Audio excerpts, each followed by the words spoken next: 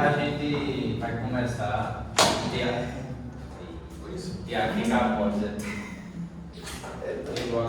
Olha, você parar aí, então tá, tem que estar também ali para vir na porta.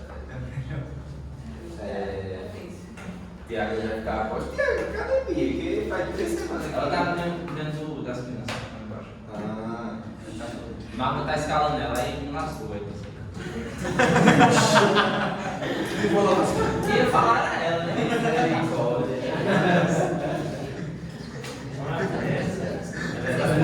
Foi mal, pessoal. Está prestando sinal que está precisando de professores e professoras no Ministério Infantil. Então, vamos agir. Sim, vamos lá. Hoje a gente vai começar a parte do Novo Testamento, certo? Para o pessoal que perguntou, certo? Os trabalhos iniciam, se Deus quiser, tudo tá certo, daqui a 15 dias, certo? Dia 10. Tá? Então, quem é o primeiro grupo? É o Diácono, né? Então, Alisson aí. O primeiro e o segundo, né? Quem é o segundo grupo? Vai ser só 2 grupos por aula? É só porque eu preciso saber para fazer a escala. Aí. São 4 grupos ao todo, né? 4 grupos. 6? Então acho que são 3 por aula. 6 por aula.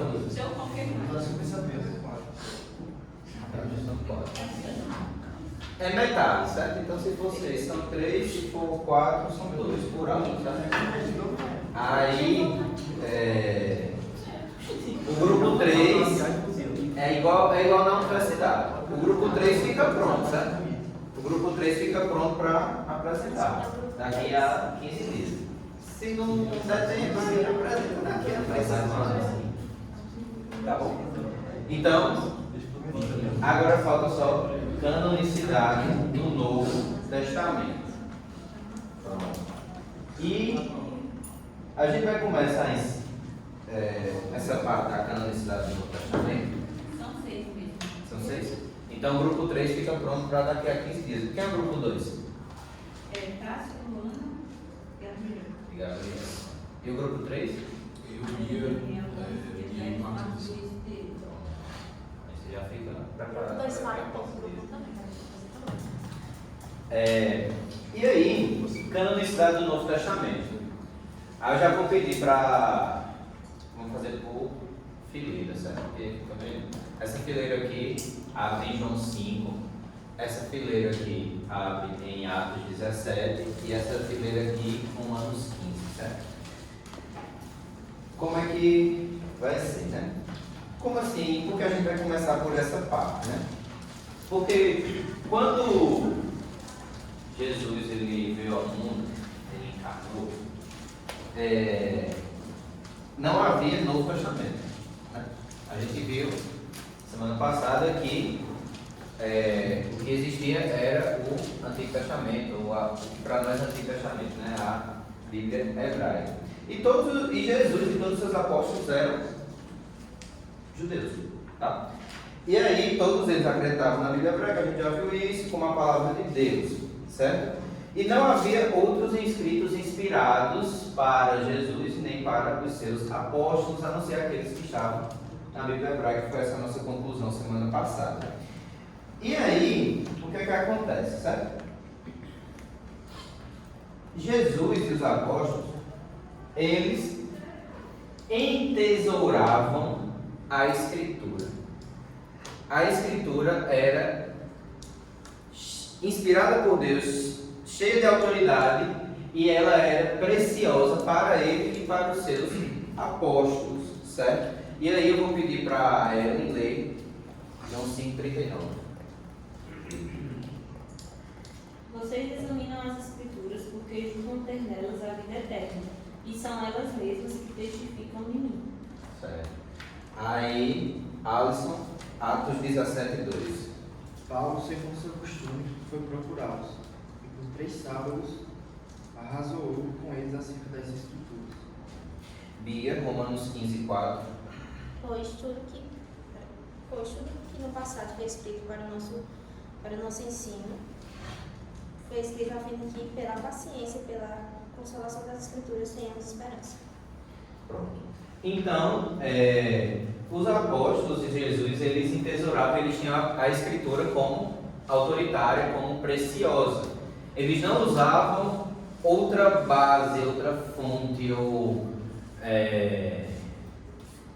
outra literatura para basear os seus ensinos, certo? Eles poderiam mencioná-los em algum momento, mas o sério, o livro principal, a referência, era a Escritura, certo? E o que é que isso significa para o surgimento de um Novo Testamento, de um cânon do Novo Testamento? Significa primeiramente duas coisas, vamos lá. Primeiramente, como Jesus e os apóstolos, eles seguiam a Escritura, então o fato de o povo de Deus ser guiado, ser ensinado, ser direcionado por um livro, já era algo comum para o povo de Deus. Eles já estavam acostumados com isso, eles já tinham este conceito de um livro ou de escritos nos quais Deus havia se revelado e Deus havia revelado a sua vontade para o seu povo e eles deveriam então obedecer a isso. Então, quando a gente for ver a questão do surgimento dos escritos dos apóstolos, que é o nosso Novo Testamento, isso não era algo novo para os apóstolos ou para aquela comunidade ali inicial de cristãos judeus. Como assim não era algo novo? O conteúdo era novo, só que a questão de ter ensinos autoritários inspirados por Deus para governar e para direcionar a vida do povo, isso não era novo para eles. Isso é um ponto positivo. Só que existe um segundo ponto, que é um ponto visto como negativo, que é a questão do cânon fechado. A gente viu que ele estava ali delimitado já até no caso da Bíblia Hebraica, né? Até 2 Crônicas. E tinha um período ali intermediário que não havia sido levantado nenhum profeta da parte de Deus, no sentido de um profeta falando da parte de Deus diretamente. E aí o que é que acontece?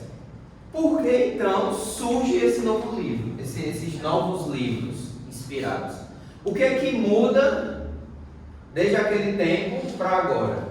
O que é que muda depois, cronologicamente, né? Depois de Malaquias, 400 anos antes de Cristo, para o período dos apóstolos, para que agora a gente tenha um novo cânon, ou um novo conjunto de livros inspirados. O que é que mudou nessa etapa? O que é que vocês acham? O que é que mudou? Não já estava delimitado? Por que agora tem mais? Quem nasceu? Hoje. O quê? Cristo. O que mudou foi a vinda de Deus como homem. O Filho, o Deus Filho encarnando e vindo até a terra. Aí eu vou pedir para a Sara abrir em Hebreus capítulo 1 e ler os 2 primeiros versículos. O que abriu esse caminho para um novo cânon de escritos autorizados, um novo conjunto de livros inspirados, não foi a chegada de novos profetas ou de novos porta-vozes de Deus, mas a chegada do próprio Deus. Aí, Sara lê Hebreus 1, 1 e 2.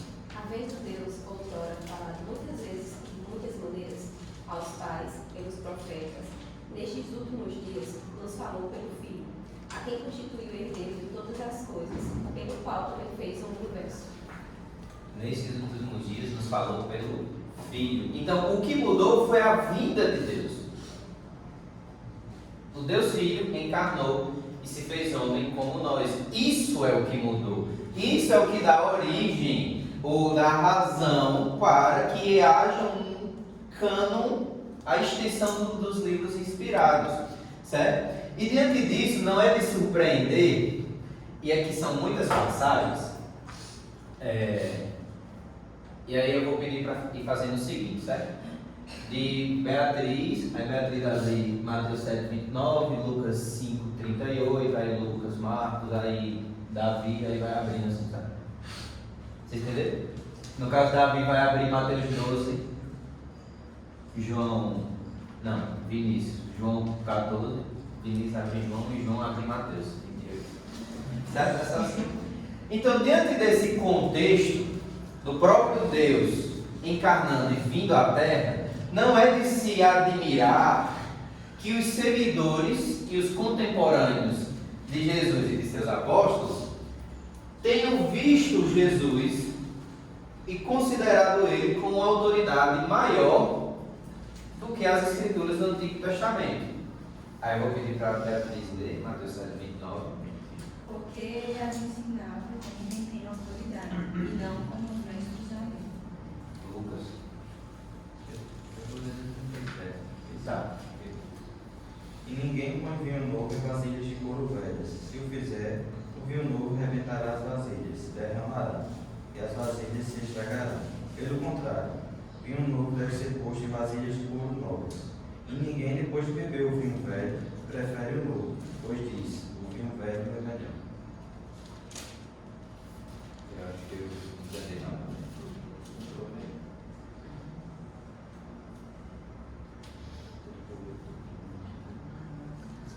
É Mateus 5.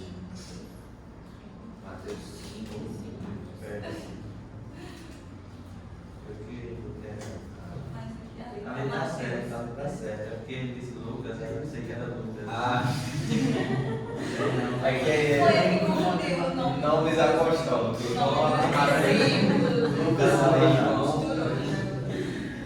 Vocês ouvirão o que foi dito: olho por olho e dente por dente. Mas eu lhes digo: não resistam ao perverso. Se alguém o ferir na face direita, ofereça também a outra. Quando Jesus diz isso, eu porém lhes digo, ele está mostrando a autoridade dele.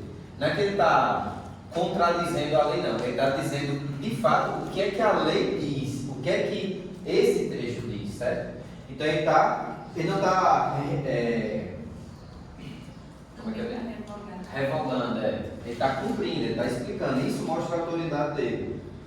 Aí Lucas, Marcos 14, 13, 31. Os seus e a terra passarão, mas as minhas palavras jamais passarão. Davi, Mateus 12, 41 e 42. Inimigos se levantarão no juízo com esta geração e a condenarão, porque se arrependeram com a pregação de Jonas. E aqui está quem é maior do que Jonas. A rainha de Sul se levantará no juízo com esta geração e a condenará, porque veio desconfundir a terra para ouvir a sabedoria de Salomão. E aqui está quem é maior do que Salomão. Esse texto, né? Vinícius, João 14, 6. Respondeu Jesus: eu sou o caminho, a verdade e a vida. Ninguém vem ao Pai a não ser por mim. E João, Mateus 28, 18. Jesus, aproximando-se, falou, dizendo: toda autoridade me foi dada no céu e na terra. Isto é Jesus reivindicando para si a autoridade e a glória de Deus, dizendo, como Davi leu, ele é maior do que tudo o que apareceu antes. Todos os profetas, todos os reis, todos os mensageiros de Deus, ele é maior do que todos eles. E isso, essa autoridade, essa glória de Jesus, John Piper vai dizer que inevitavelmente resultaria na existência de um novo cânon. E o que é que pega, né?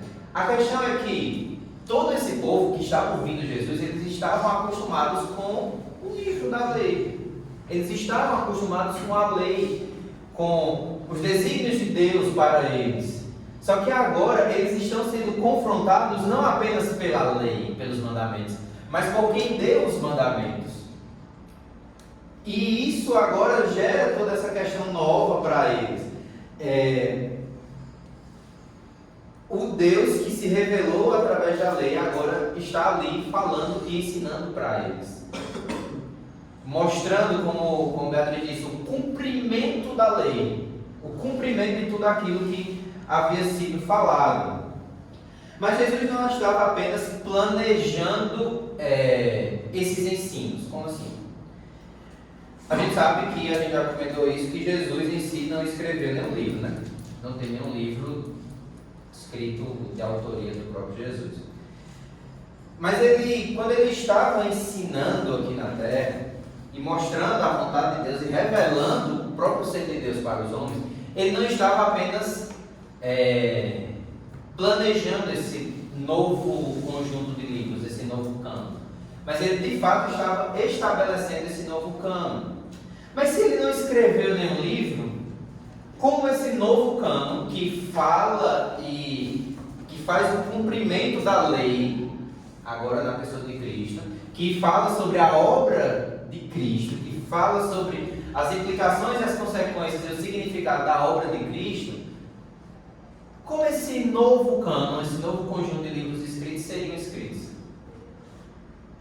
Se o próprio Deus encarnado não escreveu, quem seriam esses responsáveis?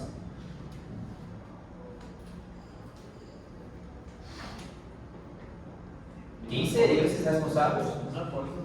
Os apóstolos. Pode continuar. Eles estavam já escrevendo. Os apóstolos, eles eram os porta-vozes autorizados pelo Filho e guiados pelo Espírito Santo. Aí eu vou pedir para Tiago ler João 14, 25 e 26 e Sara ler João 16, 12 e 14. João 14, 25 e 26. Isso. Tenho dito isso enquanto ainda estou com vocês. Mas o Consolador, o Espírito Santo, o Pai enviará em meu nome. Esse ensinará a vocês todas as coisas e fará com que se lembrem de tudo que eu lhes disse. Sara, João 16, 12 e 14. Tenho ainda muito que vos dizer, mas vós não podeis suportar agora. Aí 14, né? Ele me glorificará, porque há de receber o que é meu e vos há de anunciar. Jesus prometeu que enviaria o Espírito Santo para guiar os cristãos, né, em toda a verdade. Mas o Espírito Santo também seria derramado sobre os apóstolos para revelar tudo aquilo que Jesus disse que ainda existiam muitas coisas que ele deveria ensinar aos apóstolos, só que eles não conseguiam suportar naquele momento. Então o Espírito Santo seria enviado para também fazer isso sobre os apóstolos, sobre esses porta-vozes que foram autorizados pelo Filho, porque foram escolhidos diretamente, pessoalmente pelo Filho, e eram guiados pelo Espírito Santo. Então, o plano de Jesus, o plano divino, era completar o ensino fundamental que a igreja precisava através da obra e da ação do Espírito Santo sobre a vida dos apóstolos, certo? E ele diz que esse Espírito Santo seria derramado, glorificaria ao Filho. Então, o Espírito Santo revelaria a glória de Cristo para os apóstolos. Então, Jesus, ele morreu, ele ressuscitou e ele foi assunto aos céus. Mas ele não deixou o seu povo sem ensino, sem mandamentos.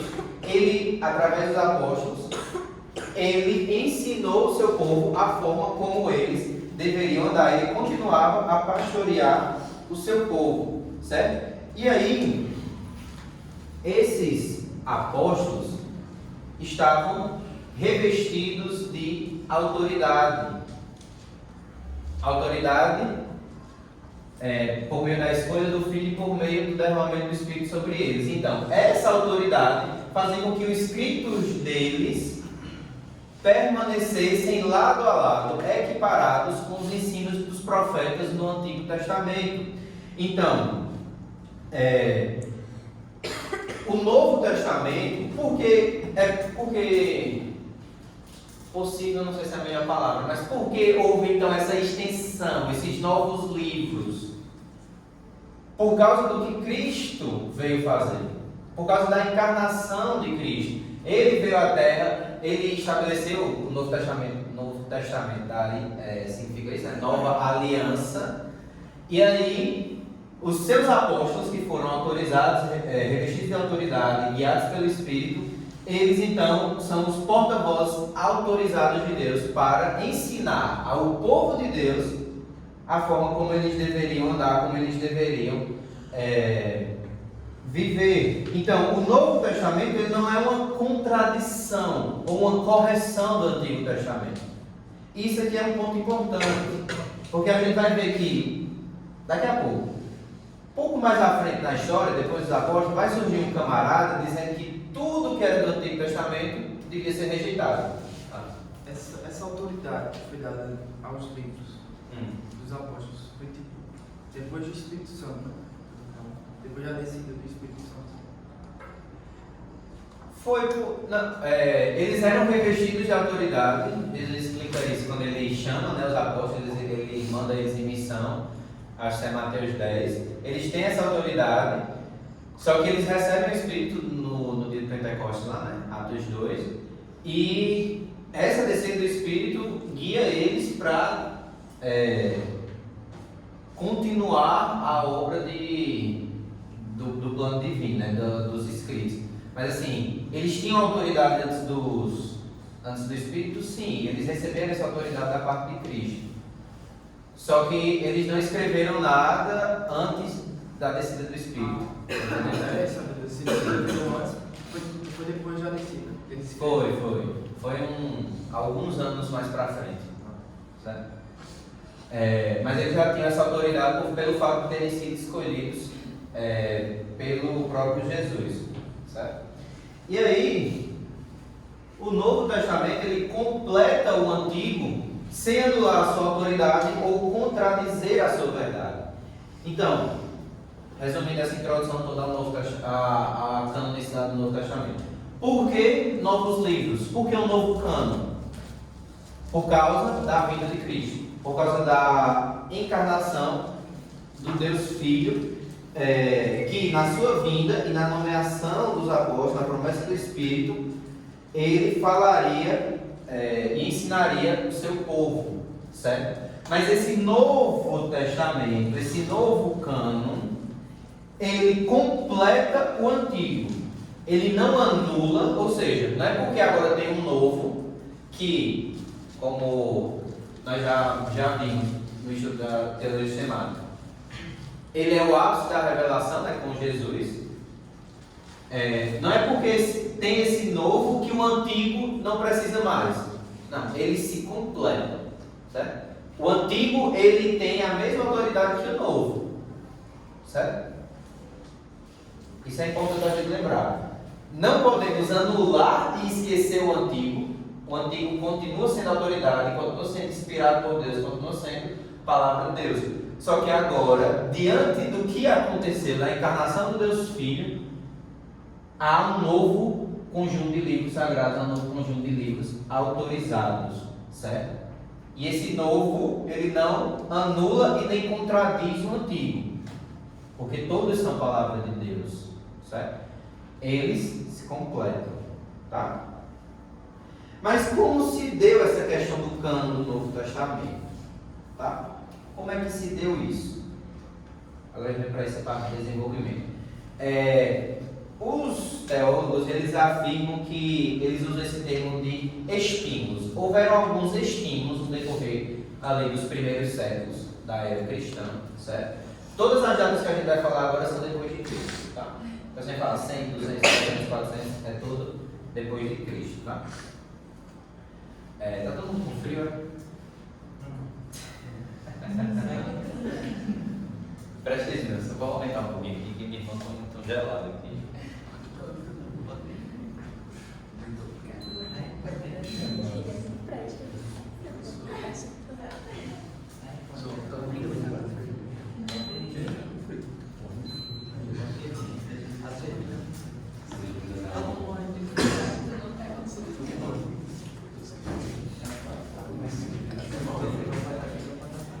Então, houveram no decorrer desses anos alguns estímulos para essa coleção, para essa compilação, a canonização dos livros inspirados, que nós sabemos que eram então de quem? dos apóstolos, ou, como nós já vimos lá no início dos critérios de canonicidade, de alguém muito próximo aos apóstolos. Tá? Porque eles receberam essa autoridade. Então, que estímulos foram esses? O primeiro estímulo era o fato dos livros serem proféticos. Aí eu vou pedir para a Bia abrir em 2 Pedro 3, 15 e 16 e Daniel Colossenses 4. Certo? Esse primeiro ponto menciona que assim, os livros deles serem escritos por um apóstolo, que são os correspondentes dos profetas, né? Os profetas no Antigo e os apóstolos no Novo Testamento. Por causa disso, eles eram valiosos, e por serem valiosos, eles deveriam ser preservados. Tá? Aí, Bia vai ler 2 Pedro 3, 15 e 16. E considerar a longanimidade do nosso Senhor como uma oportunidade de salvação, como também o nosso amado irmão Paulo escreveu a vocês, segundo a sabedoria que lhes foi dada, ao falar a respeito desse assunto, como de fato costumam fazer em todas as suas cartas. Nela há certas coisas difíceis de entender, que aqueles que não têm a instrução e são instáveis deturparão, como também deturparão as demais escrituras para a própria destruição deles. Daniel, Colossenses 4, 6. O seu falar seja sempre agradável e temperado com o sol, para que saibam como responder a cada um. Leu 16, eu tinha 16, né? Parece. Colossenses 4, 16.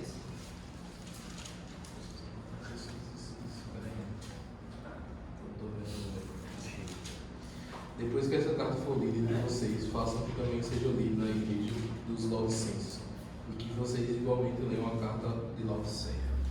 4, 16 aqui, tá certo?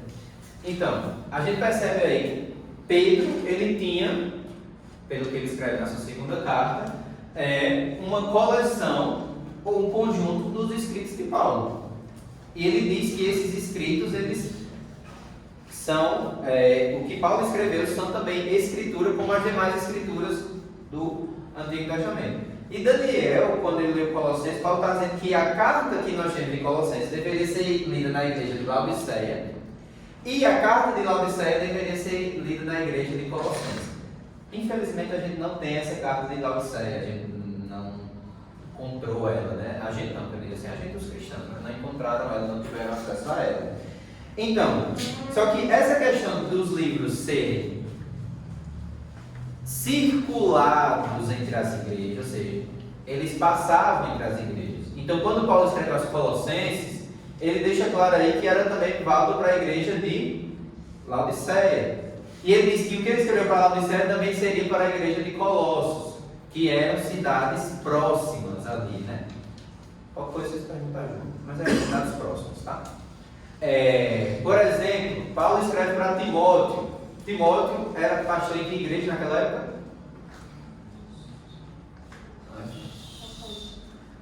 De que igreja? Éfeso, exatamente. Paulo deixa Timóteo lá, né? A igreja de Éfeso. Mas ele também tinha escrito uma carta aos Efésios, não tinha? Ele tinha escrito, ou seja, aquela igreja tinha 2 cartas. Provavelmente as cidades circunvizinhas também tinham acesso a isso, certo? A 2 Timóteo também. Quando João escreve Apocalipse, uma das igrejas mencionadas é a igreja de Éfeso, como a gente está vendo no domingo, né? Vamos atentar, vamos acordar. Então, aquela igreja também recebeu o livro de Apocalipse e também tem outras 6 fora ela, né? Então, o livro de Apocalipse percorreu todas aquelas igrejas ali. Então, a circulação destes livros mostrava que estes livros eram vistos de fato como proféticos, como autoritários, certo? E isso continuou também no período pós-apostólico. O segundo estímulo para essa canonização era a demanda da igreja primitiva. Mas como assim? Eu vou pedir para Milena abrir em 1 Tessalonicenses 5, 27, Gabriel, 1 Timóteo 4, 13 e Diego, 2 Timóteo 3, 16 e 17. Como assim? Demanda da igreja primitiva, certo? A igreja, ela precisava saber quais livros ela deveria utilizar. Como assim, quais? Existiam muitos? Não. Aí Milena, quando ela lê 1 Tessalonicenses 5:27, vai ficar bem clara essa questão aí.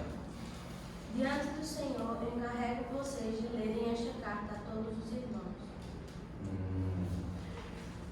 Gabriel, 1 Timóteo 4:13. Persiste em ler, exortar e ensinar, até que eu vá. E Diego, 2 Timóteo 3:16 e 17. Pois toda a Escritura Sagrada é inspirada por Deus e é útil para ensinar a verdade, condenar o erro, corrigir as faltas e ensinar a maneira certa de viver. E isso para que o servo de Deus esteja completamente preparado e pronto para fazer todo tipo de boas ações. Isso aí. Então, a igreja era exortada a ler continuamente as Escrituras. Só que nessa época não é como na gente, que cada crente tinha sua Bíblia, né? Hoje cada um tem sua Bíblia, cada um lê sua Bíblia em casa, né? Diariamente, né? Então, só que nessa época não tinha ainda assim. Então o que é que acontecia, né? Paulo escreveu, por exemplo, a igreja de Colossos, só que a igreja de Laodiceia também prezava ler. Só que o que é que acontecia? Normalmente havia a cópia, né? Uma pessoa responsável faria a cópia desse manuscrito. Uma pessoa próxima a Paulo, normalmente quem trouxe a carta, validaria, tipo como existe nos costumes pré-arcaicos de, como é o nome que precisa fazer quando vai no cartório? Autenticação, né? Autenticação.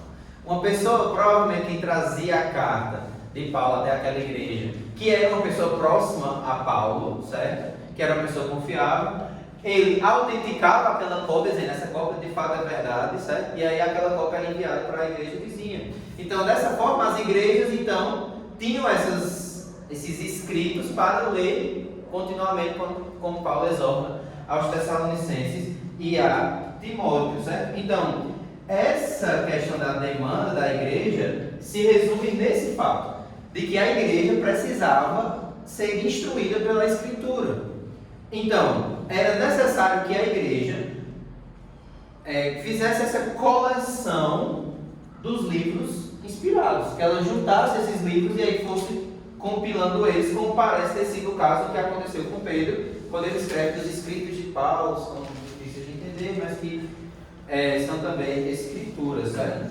Porque ele tinha esse conjunto. Esse escrito que a gente fala já é com os escritos de Paulo e também os evangelhos também. Essa escritura que Pedro fala aí provavelmente é o Antigo Testamento. Só que aí quando ele diz que eles deturpam como as demais escrituras, né?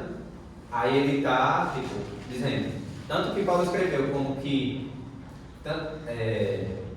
as escrituras do Antigo Testamento são deturpadas, ou seja, está dizendo, elas são escrituras do mesmo nível, que está equiparando elas. Aí seria só o que Paulo tinha escrito. Esse demais, que Pedro, essas demais escrituras são o Antigo Testamento. Mas quando ele diz o que Paulo escreveu, porque ele diz assim, né?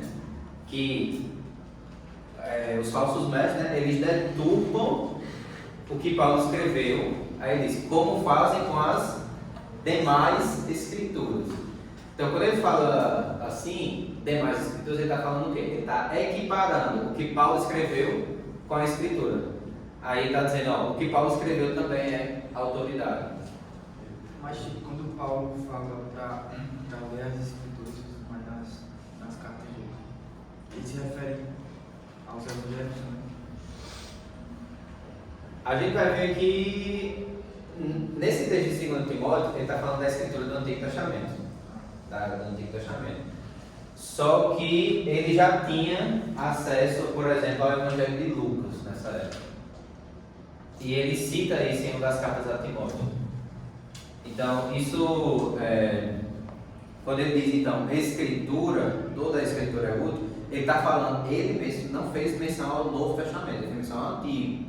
Só que, com base no texto de Pedro, com base no texto também que ele cita Lucas, quando ele diz assim, como a Escritura diz, aí ele cita uma passagem do Evangelho de Lucas. Aí está dizendo que o que Lucas escreveu também é a Escritura. Então, a gente pode aplicar isso ao antigo e ao novo, certo?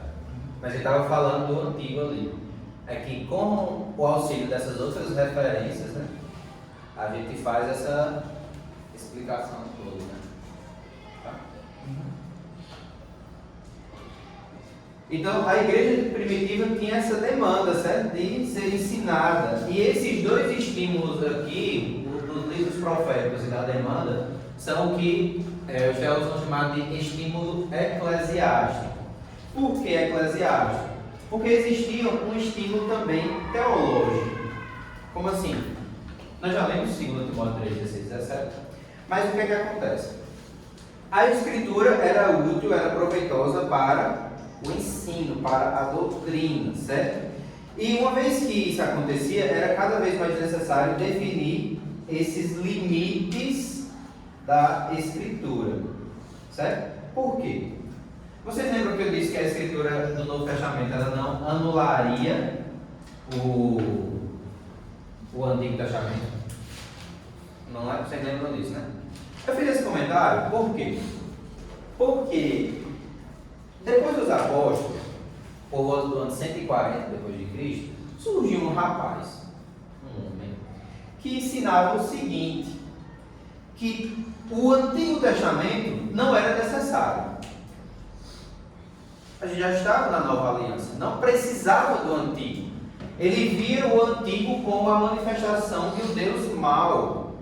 E o Novo Testamento, os escritos dos apóstolos, certo? Ali, da segunda metade do primeiro século, como a manifestação de um Deus gracioso, amoroso. Então, ele disse que todo o Antigo Testamento deveria ser rejeitado. E ele disse que a lista dos livros canônicos que deveriam ser considerados pela igreja consistiam nas cartas de Paulo, 10 cartas de Paulo, ele fala, e o Evangelho de Lucas. Ele surgiu dizendo isso. O nome desse rapaz era Marcião, certo? Não é porque ele era marciano, não, era Marcião. Você tem que dizer que é, certo? E quando surgiu isso, essa questão do estímulo teológico tem a ver com isso. Nessa época, quer dizer, depois da morte ali de João, que é no final do primeiro século, certo? Foi um dos apóstolos a morrer, em diante, naqueles próximos anos, começaram a surgir vários documentos dizendo que tinham sido escritos dos apóstolos, mas que as igrejas que circulavam esses documentos entre si nunca tiveram ouvido falar desses documentos, mas estava surgindo isso. E aí, e também diante dessa afirmação desse rapaz aqui que queria anular o Antigo Testamento, que queria considerar só algumas cartas de Paulo e o Evangelho de Lucas, diante disso, a igreja se viu necessária o quê? Opa, a gente precisa delimitar. Não é que a gente precisa delimitar, mas nós precisamos informar aos cristãos, à igreja, quais os livros que devem ser lidos. Esse estímulo teológico para o desenvolvimento do cânon do Novo Testamento tem a ver com isso. Heresias estavam surgindo, falsos documentos alegando ser dos apóstolos estavam surgindo, e a igreja precisava se posicionar para dizer: não, esses documentos não vão ser aceitos, eles não são inspirados, eles não vieram dos apóstolos. Então, esse estímulo teológico, ele tem a ver com essa questão de combater heresias.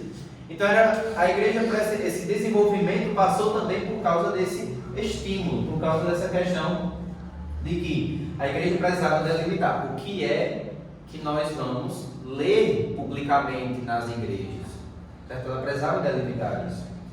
E existia também um último estímulo, que era o estímulo político, que foi a perseguição, certo?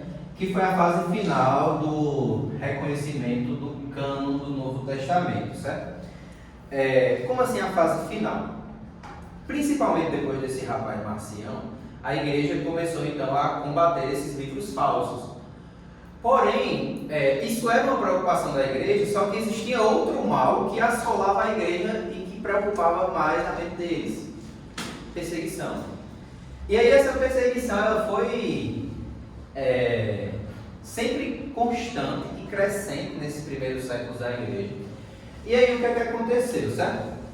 Por volta ali do início do século III, que é ali entre 300 e 315 e 310, surgiu um imperador chamado Diocleciano.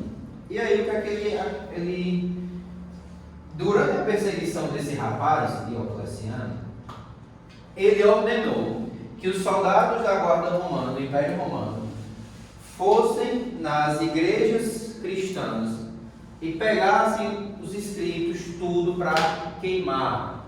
Então, em muitas cidades, a coleção que a igreja tinha foi perdida. Por quê? Por causa dessa perseguição, certo? A maior biblioteca que conseguiu resistir a essa perseguição foi a biblioteca de Cesareia.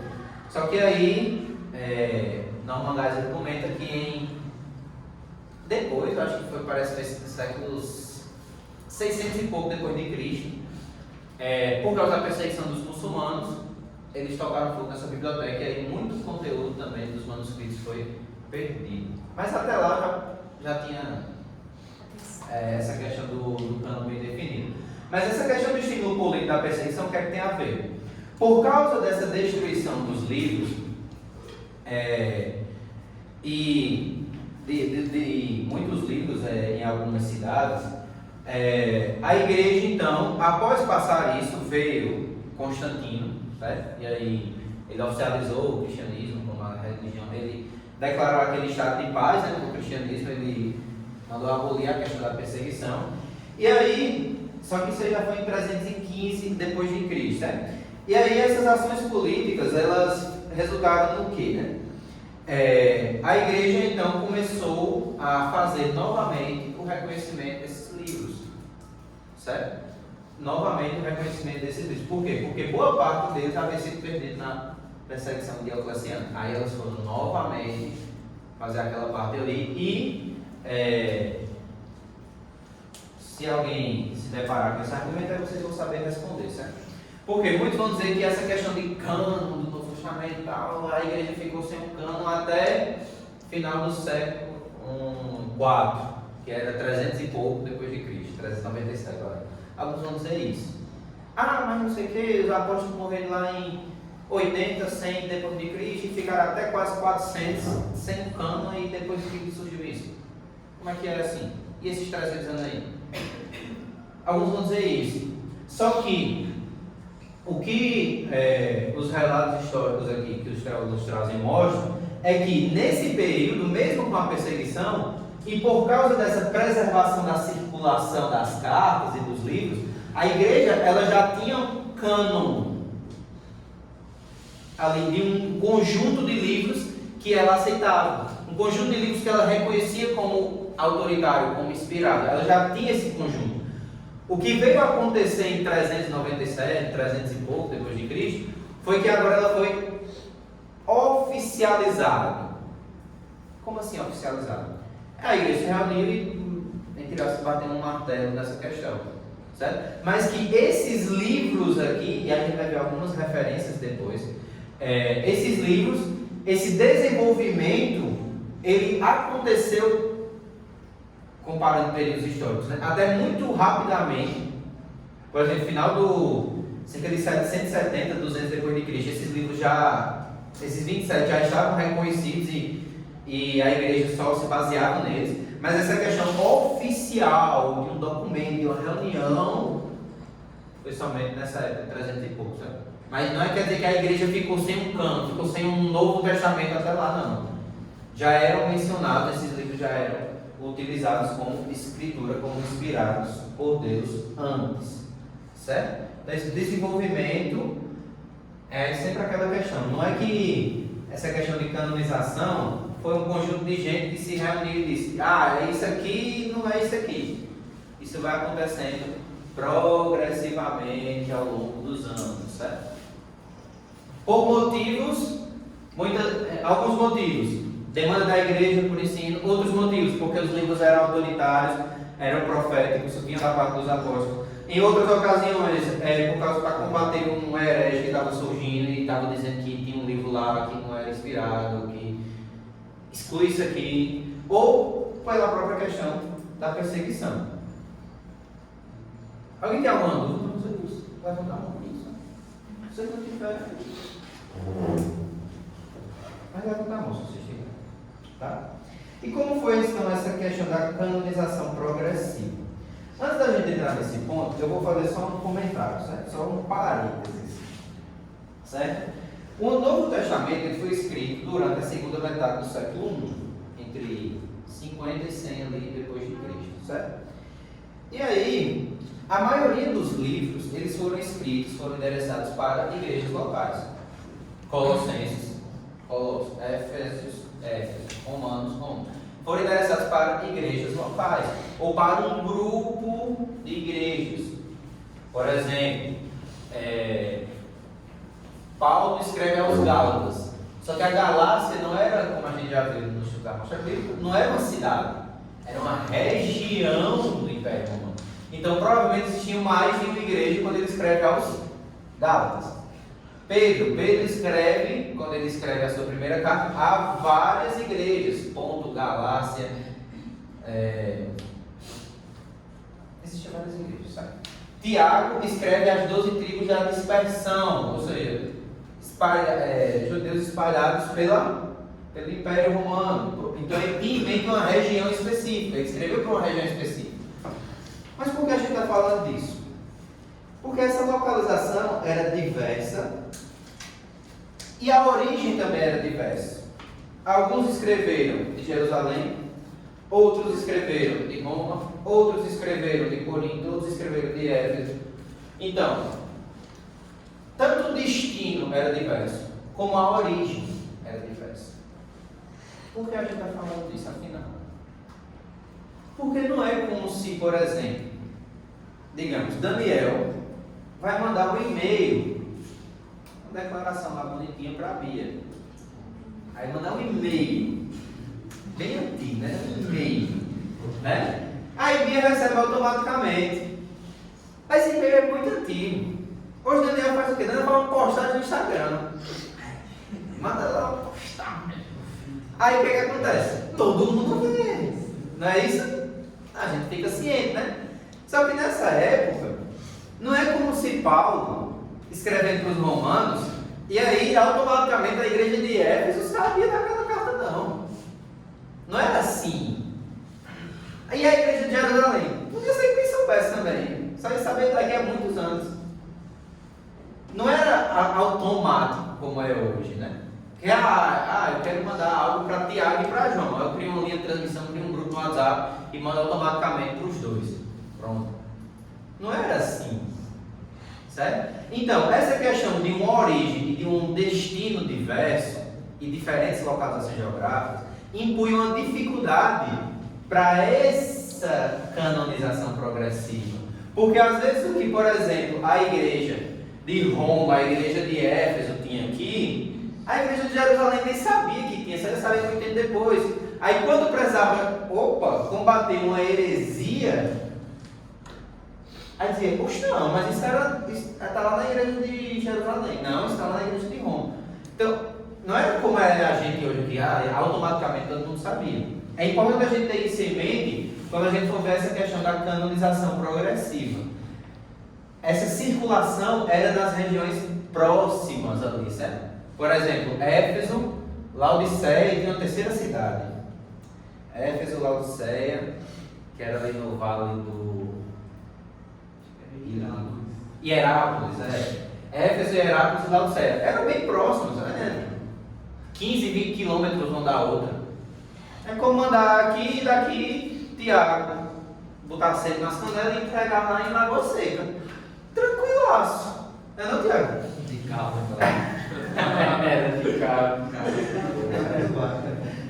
Então a gente tem que ter isso em mente, certo? Quando a gente for analisar esse ponto. Porque quando a gente analisa isso, a gente percebe, não tinha como ser 10 anos para fazer isso. Isso tudo no meio de uma perseguição e no meio de uma heresia. Então, meu amigo, tudo ao mesmo tempo, no mesmo lugar. Então, mas é só de 160 depois de Cristo, os apóstolos vão morrer em 100, digamos, aproximando. 60 anos depois, porque as coisas não eram como é hoje não, que é bem rapidinho não, certo? Então, leva algum tempo mesmo para isso acontecer. Você quer perguntar? Então, como é que esse processo da canonização progressiva, ele tem 3 passos, ou 3 etapas, né, 3 pontos principais. Mas o primeiro ponto que os teólogos comentam é a seleção dos livros dignos de confiança. A gente comentou já rapidamente sobre isso, mas a gente vai aprofundar um pouco aqui. Aí eu vou pedir para... Foi Alisson, Lucas 1 ao 4, Pedro, 2 Tessalonicenses 2,20 e Jonas, 1 João 4:1. A gente vai ver uns problemas que estavam surgindo, né? E essa questão da canonização progressiva. Pode. Visto que muitos outros que empreenderam a narração coordenada dos fatos que entre nós se realizaram, conforme nos transmitiram os que desde o princípio foram deles testemunhas, populares e ministros da palavra, igualmente me pareceu bem, depois de acurada investigação de tudo, desde sua origem, dar-te por escrito excelentíssimo Teófilo uma exposição em obra, para que tenhais plena certeza das verdades em que foste instruído. Lucas está escrevendo, e a data provável desse Evangelho de Lucas é ali na década de 60 depois de Cristo, certo? Só que o que Lucas diz é que muitos já escreveram sobre os fatos que entre nós ocorreram. Lucas pode estar fazendo menção, por exemplo, ao Evangelho de Marcos, que provavelmente, que os teólogos dizem que foi o primeiro a ser escrito. Ou o Evangelho de Mateus também, que provavelmente foi escrito depois de Marcos. Mas Lucas também pode estar fazendo referência a outros documentos que estavam circulando ali na região de Jerusalém, dizendo que eram evangelhos e dizendo que eram coisas que Cristo tinha feito. E aí ele então escreve, após uma pesquisa bem detalhada, bem aprofundada dos fatos, e busca fazer bem cronologicamente, dos fatos que ocorreram durante o ministério terreno de Cristo. Então, já nessa época, haviam relatos, alguns exatos, outros não, do ministério terreno de Cristo. Certo? A gente está falando aqui, década de 60 depois de Cristo. Não tinha nem 40 anos que Cristo tinha sido assunto aos céus. 40 anos. Para a gente é muito, né? Só que historicamente muito pouco, 40 anos, tá? Então, não fazia nem isso, já tinha esses relatos, e Lucas então vai escrever para dizer, creia nisso aqui, isso aqui é digno de confiança. A igreja precisava fazer essa seleção. Só que também existia uma segunda coisa acontecendo, e Pedro vai relatar para a gente, segundo Tessalonicenses 2:20. Não existe não. Não vai até o 20 não. Vai até o 17. Misericórdia. Será que é primeiro 2:20? 2:20 tem, mas eu... Não, é não. Ele tem que fazer uma revisão perscruta desse. É a passagem onde ele diz que existem falsas cartas sendo escritas no nome dele.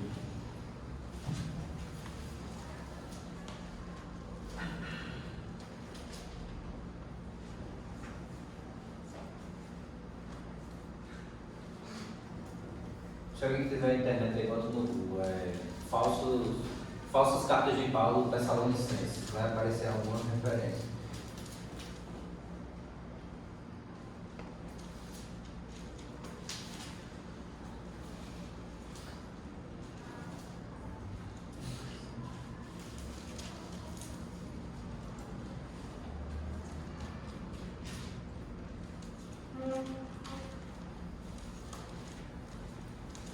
Oi?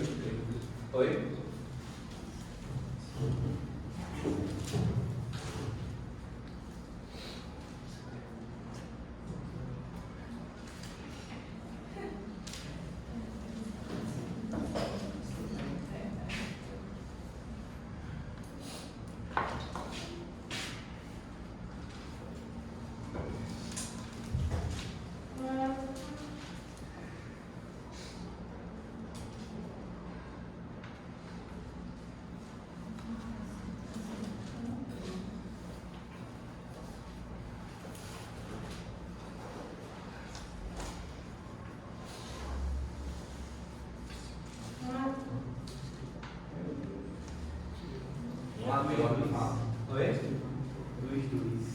Primeira ou segunda?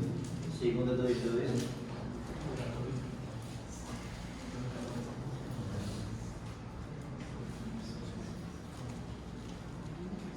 É segunda 2:2, é 2:2. Obrigado. Segunda Tessalonicenses 2:2.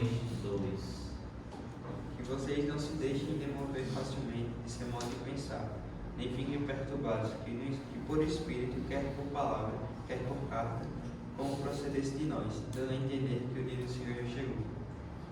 Quando Paulo escreve esse, quer por escrito, quer por carta, como se procedesse de nós, o que é que os comentaristas afirmam que estava acontecendo em Tessalônica, né?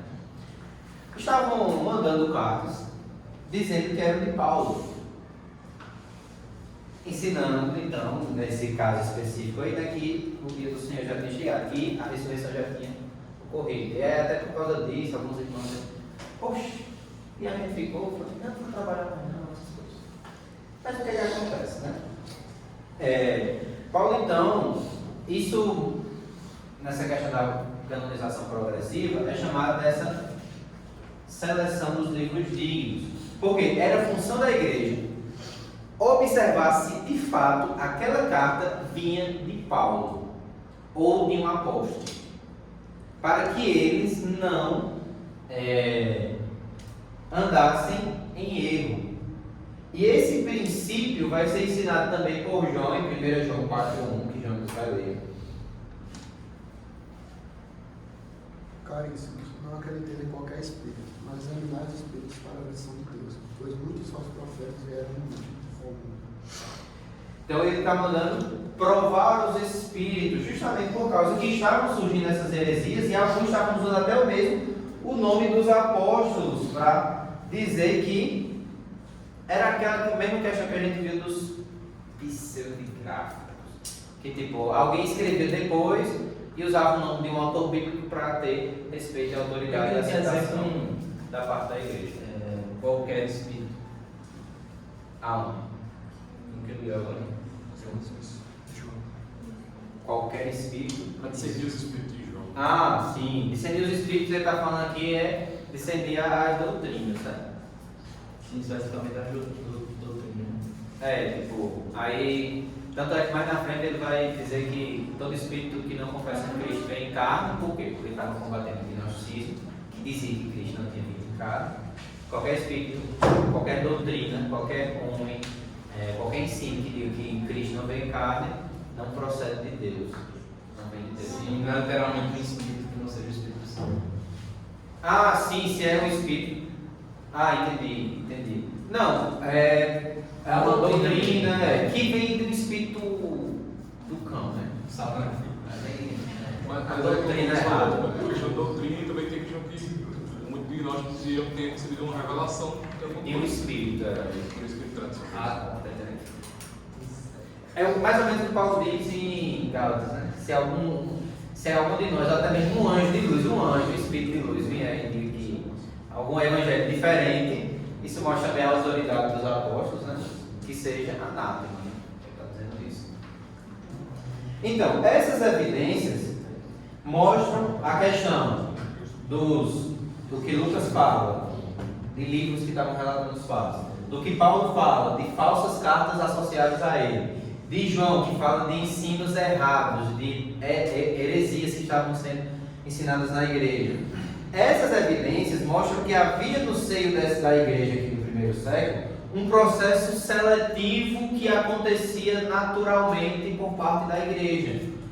Ela dizendo, não, isso aqui não vem de Paulo. Paulo exorta a igreja a dizer, olha, é missão de vocês. João exorta a igreja a dizer, é missão de vocês provar os espíritos para ver se de fato vem. Então, esse processo seletivo, ele já estava acontecendo naturalmente na igreja nesse período, certo? Elas olhavam e diziam, isso aqui não veio de Pedro. Eu não sei nem quem é essa pessoa que está trazendo isso aí. Ah, mas tem o nome de Pedro. Mas não, Pedro não ensina isso. Certo? Então, já havia isso. O próprio Espírito testificava. Que tem a ver também, a gente viu aquela questão do derramamento do Espírito para guiar em toda a verdade para os apóstolos, não viu? No início. Mas isso também é verdade para todos os cristãos. O Espírito guia em toda a verdade. Então, o Espírito também estava atuando na vida dos cristãos nessa época para mostrar a eles. Não só nos apóstolos.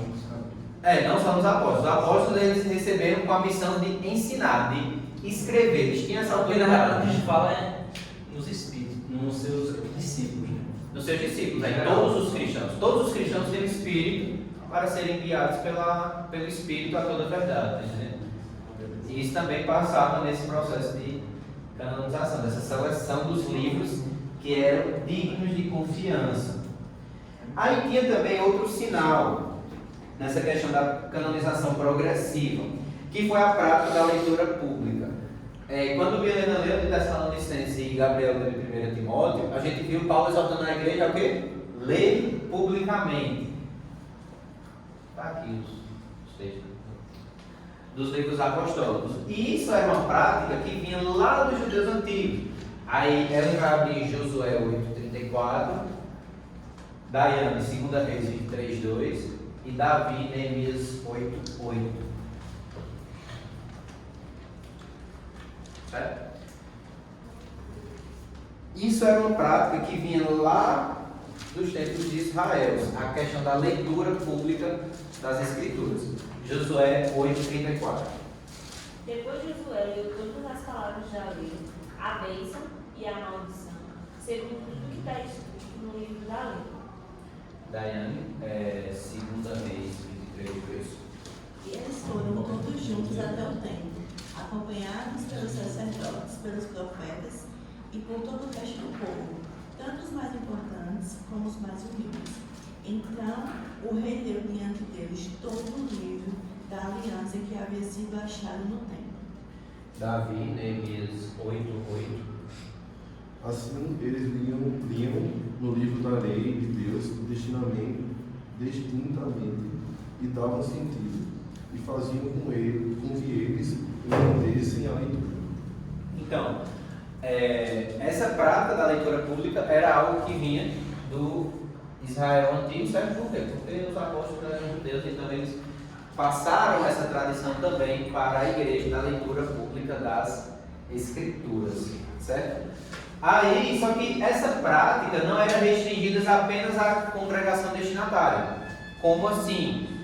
A gente viu, quando Paulo escreveu a Colossenses, que ele manda que aquela carta seja lida também na igreja de Laodiceia, e que a carta de Laodiceia seja lida também na igreja de Colossos. Ou seja, uma carta endereçada especificamente a uma igreja, ela também deveria, ou ela também era lida em uma igreja próxima também. Certo? Lembra do que o pastor falou quando ele estava falando da introdução ao Apocalipse? Da questão de por que essas 7 igrejas? Que ele falou, todos os tipos de igreja. Lembra disso? Então, isso também é válido para essa, não apenas para o livro de Apocalipse, mas também para os outros escritos. Então, aquele escrito que era lido ali naquela igreja, que recebeu o público original, certo? O destinatário original, aquele livro, aquela carta, também era lido numa igreja vizinha, numa cidade vizinha, certo? Essa prática é bastante comum. Tanto é que uma das referências também da Apocalipse 3, que o pastor já explicou. Como a gente já leu Colossenses 4:16, eu vou pedir para a Mel abrir em Tiago 1:1 e Daniel abrir em 1 Pedro 1:1. Porque a gente vai ver. Não, eu vou Daniel. Porque a gente vai ver que, à medida que essas igrejas iam recebendo, lendo essas cartas, esses livros, elas iam coligindo, elas iam colecionando essas cartas que estavam cheias da autoridade divina, e com isso elas iam lançando as bases de um cânon do Novo Testamento. E essa aceitação original por parte dessas igrejas ia ser, futuramente, um dos pontos cruciais para o reconhecimento canônico posterior, que é um dos pontos que a gente viu naquela questão dos critérios de canonicidade. Mel e Tiago 1. Tiago serve o texto do Senhor Jesus Cristo, as duas tribos que se encontram na dispersão. Só orações. Aí, Daniel. Eu, apóstolo de Jesus Cristo, ao direito que salva o forasteiro da diáspora do povo, na Galácia, na Capadócia, na Ásia e na Bitínia. Ponto. Galácia, Capadócia, Ásia e Bitínia. Tudo isso eram regiões. Ponto era uma cidade, ficava lá em cima. Tudo isso eram regiões, então. Quando ele escreve para uma ampla região de igrejas, certo? Alimentava várias igrejas. A igreja da Galácia, que recebeu essa carta de Pedro, também já tinha recebido a carta de Paulo, a mesma região ali da Galácia. Então você percebe que esse conjunto vai aumentando, certo? Em suma, as igrejas já estavam envolvidas no processo incipiente de canonização. O que foi feito depois foi tão somente o reconhecimento disso. Mas esse processo ele já estava naturalmente em vigor nesses primeiros séculos aí. Isso nos leva ao terceiro sinal desse processo incipiente, que é a circulação e a compilação dos livros. O que é que isso significa? De início, nenhuma igreja detinha todas as cartas apostólicas. Não tínhamos, como nós temos hoje. Nessa época não tinha um centro do cristianismo, por assim dizer. Né? Tipo, como na época do Antigo Testamento, que tinha Jerusalém, né? que tinha o templo, que era o centro da religião. O cristianismo não teve isso nesses momentos. Então não tinha a igreja de Jerusalém, a igreja de Cesareia, a igreja de Antioquia. Não tinha um centro para dizer todos os escritos dos apóstolos estão lá. Isso só vai acontecer muito tempo depois. Mas essa compilação dos livros, elas já iam ocorrendo naturalmente. A gente viu quando Pedro citou Paulo, não foi? 2 Pedro 3, 15 e 16. Aí agora eu vou pedir. Retornando. Aí Daniel de novo. Tu vai abrir, Daniel, Judas 17. Aí depois tu vai ler umas páginas voltando. 2 Pedro 3, 2. Compilação é tipo juntar. Pode. Judas 17. Mas vocês, meus amados, lembrem-se das palavras anteriormente proferidas pelos apóstolos de nosso Senhor Jesus Cristo. Aí, 2 Pedro 3, 2.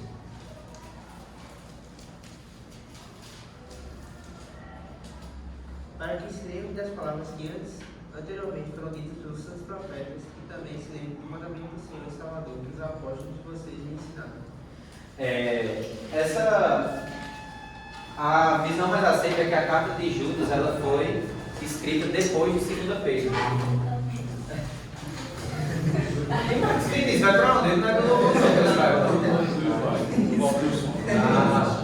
E Daniel? Abriu o som.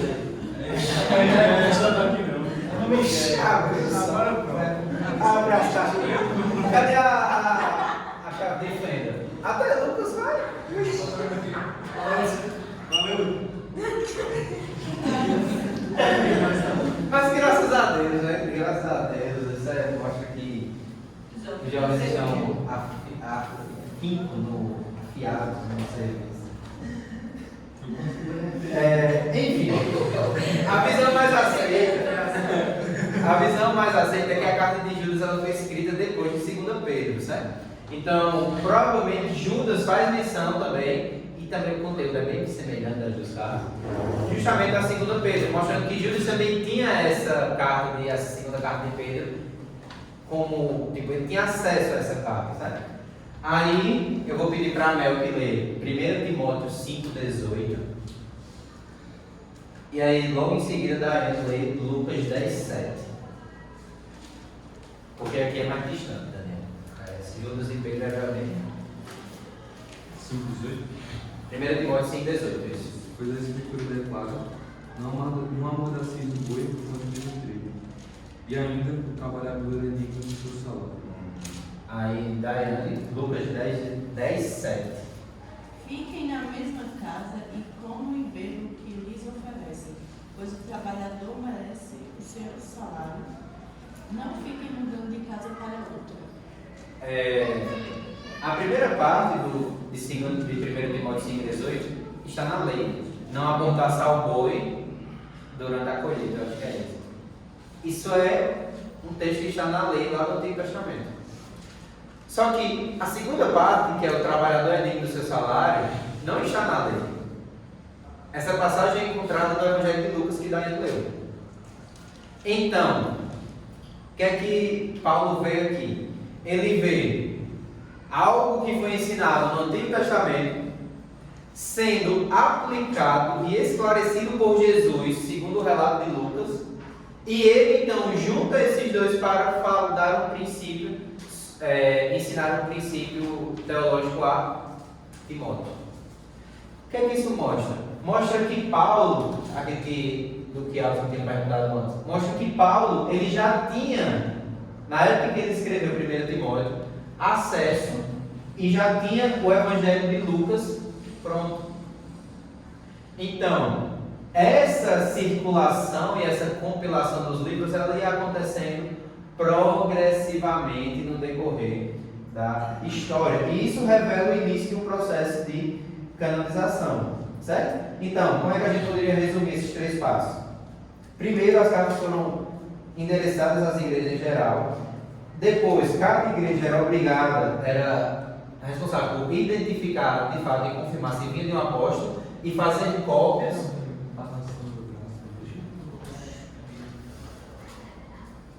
Não.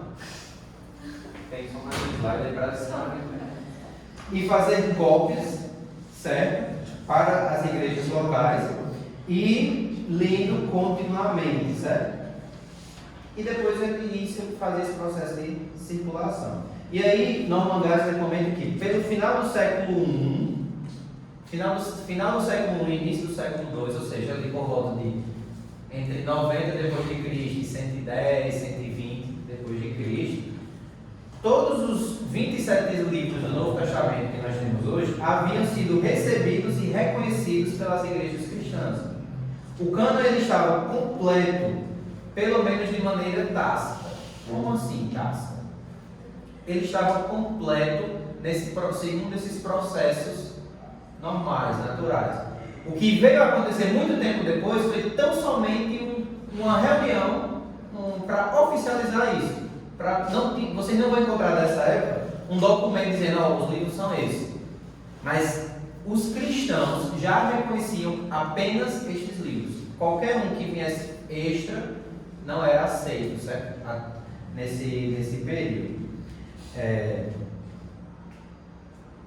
E aí, como é que a gente traçou e como é que ocorreu essa confirmação e essa compilação oficial?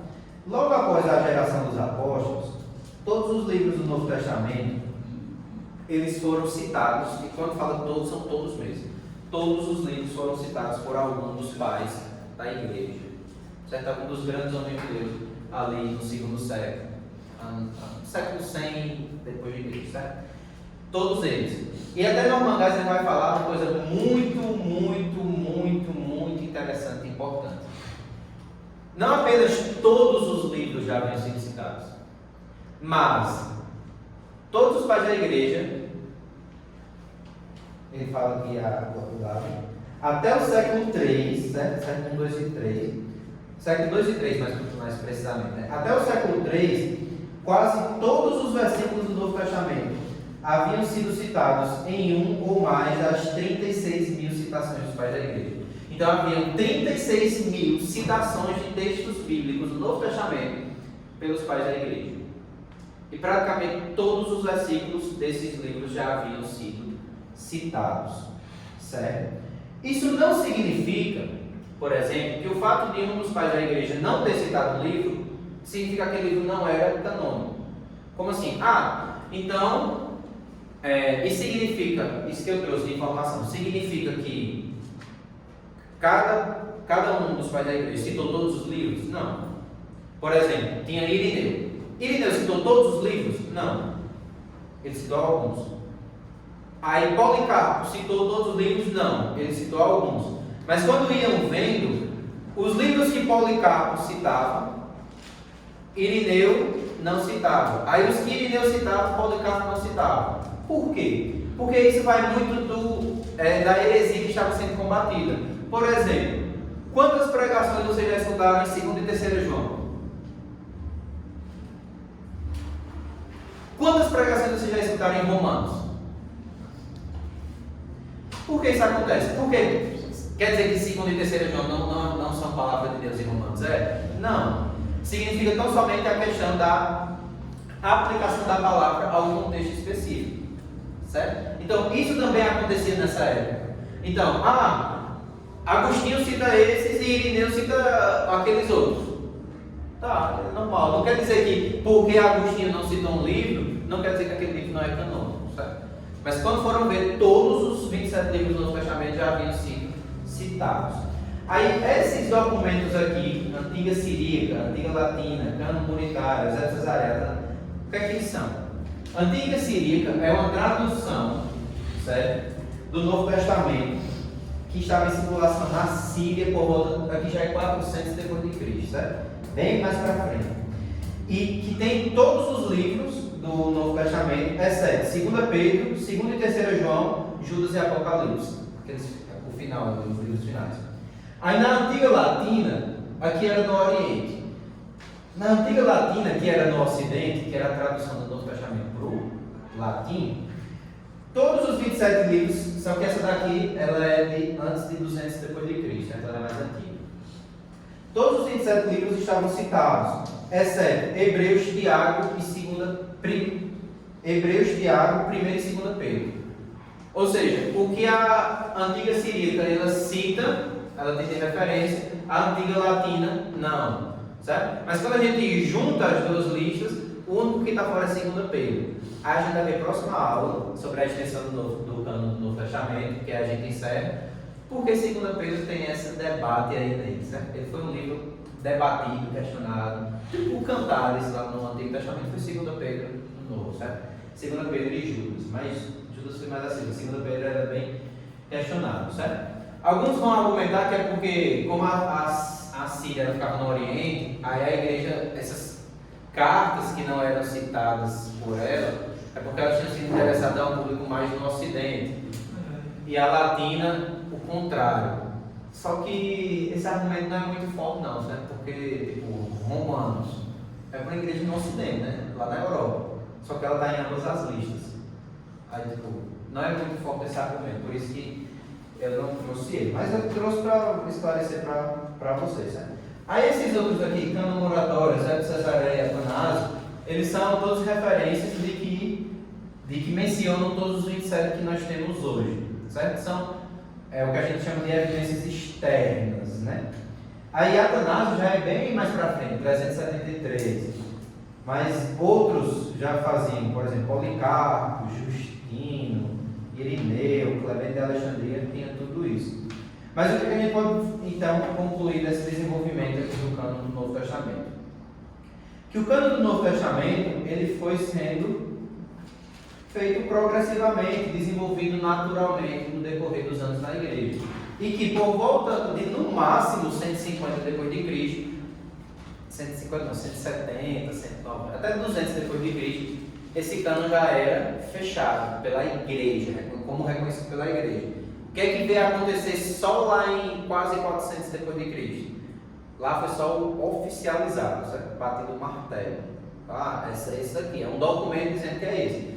Mas desde muito cedo a igreja já fazia essa compilação, essa junção, para reconhecer que, de fato, são só esses livros aqui que são inspirados, os outros não são.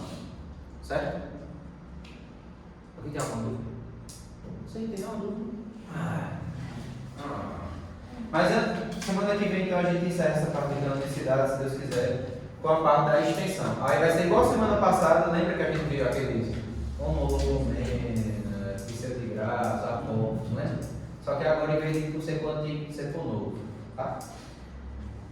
Amém? É isso. Nossa, o amigo aqui, Rosa.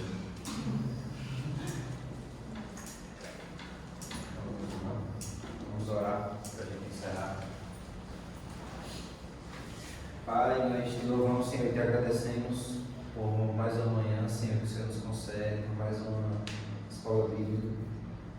Ó Senhor, nós, diante, Senhor, desse estudo de Canaã e cidade, Senhor, nós podemos ver, Senhor, mais uma vez, a soberania, Senhor, guiando a igreja. Teu Santo Espírito, Senhor, com teu poder e graça, Senhor, mostrando e abrindo os olhos e o entendimento da igreja, Senhor, para reconhecer a tua palavra, a tua verdade, Senhor. Senhor, nós te pedimos em nome de Jesus, ó Deus, que o Senhor também opere em nossos corações, Deus. Que a cada dia, Senhor, venhamos a rejeitar, Senhor, falsas doutrinas, heresias. Que a cada dia, Senhor, venhamos a ser guiados pelo teu Santo Espírito a toda a verdade, Senhor. Mas não apenas a compreendê-la, Senhor, mas também a vivê-la, a praticá-la, a pôr em prática, Senhor, no nosso dia a dia. Que venhamos, Senhor, a ser verdadeiramente, Senhor, servos fiéis e diligentes, ó Pai, guiados pelo teu Santo Espírito.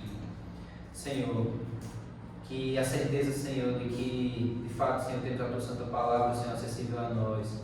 Que, de fato, Senhor, podemos confiar nela. Que, de fato, Senhor, o Senhor é soberano e governa a igreja. Venha trazer, Senhor, fé e confiança aos nossos corações. Nos leva, Senhor, Pai, em segurança para casa. Nos livra de todo mal, Senhor, durante a tarde de hoje.